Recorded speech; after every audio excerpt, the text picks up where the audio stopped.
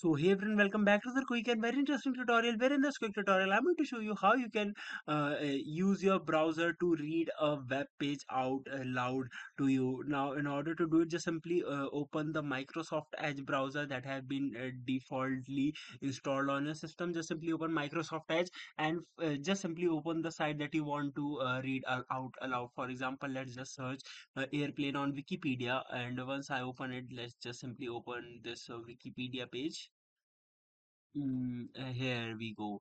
Once it gets open, for example, if I want to read this article aloud, so just simply right click on the keyboard on the mouse, and here you're gonna find this option on of the more tools, and under the more tools you're gonna find this option that says read aloud, and once you tap over there, it will take some time to analyze and start reading the propeller, page. or rocket